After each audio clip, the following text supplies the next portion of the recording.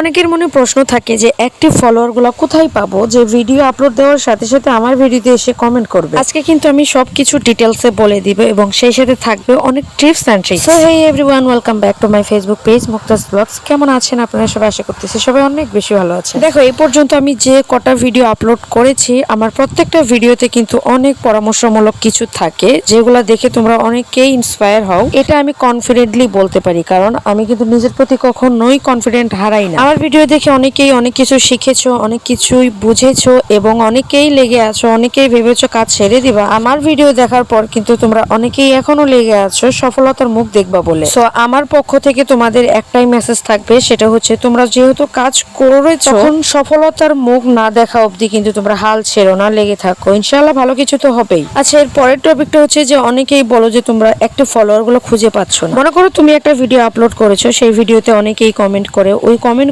ধরে ধরে তাদের পরিবারে যাবে, গিয়ে দেখবা যে তাদের ভিডিওর মধ্যে অনেকেই কমেন্ট করে, ওই কমেন্ট ধরে আবারও তাদের বাড়ি গিয়ে তুমি কমেন্ট করবা। দেখবা সেই কমেন্টগুলো ধরে কিন্তু তারা আবার পুনরায় ব্যাক করে তোমার ভিডিওতে গিয়ে কমেন্ট করবে, ফলো করবে, তুমিও তাদেরকে ফলো ব্যাক করবা। এইভাবে যখন একটা এনগেজমেন্ট তৈরি হবে, হতে দেখবা তোমার একটা ভিডিও ভালো পরিমাণে রিচ করলো। আর একটা ভিডিও রিচ করা মানেই বুঝোই তো যে অনেক ফলোয়ার আসে, ভিডিওটা ভাইরাল হওয়া, নন ফলোয়ারদের কাছে পৌঁছে যাওয়া। আর যারা নন ফলোয়ার তাদের ভিডিওতে কমেন্ট করলে ওখান থেকে কিন্তু তুমি চাইলে রিপ্লে কমেন্ট করবা, আর রিপ্লে কমেন্টের মাধ্যমে কিন্তু অনেক অনেক ফলোয়ার আসে, প্রচুর পরিমাণে কিন্তু ফলোয়ার পাওয়া যায়। বেসিক্যালি যারা ভাইরাল টপিক নিয়ে ভিডিও বানায়, ওদের ভিডিওতে যদি তুমি রিপ্লে কমেন্ট করো, সেখান থেকে কিন্তু প্রচুর পরিমাণে ফলোয়ার আসে। সেই ভিডিওগুলো থেকে যে ফলোয়ার গুলো পাবা, সেগুলাই কিন্তু তোমার অ্যাক্টিভ ফলোয়ার। যারা প্রতিনিয়ত তোমার ভিডিওতে কমেন্ট করবে, তোমাদের সাথে এনগেজ থাকবে প্রতিনিয়ত, তারাই কিন্তু তোমার অ্যাক্টিভ ফলোয়ার। আই হোপ তোমাদেরকে বোঝাতে পেরেছি আমি যে অ্যাক্টিভ ফলোয়ার কোথায় গেলে পাবা আর কিভাবে পাওয়া যায়। এন্ড দেন মোস্ট ইম্পর্টেন্ট যে টপিকটা, সেটা হচ্ছে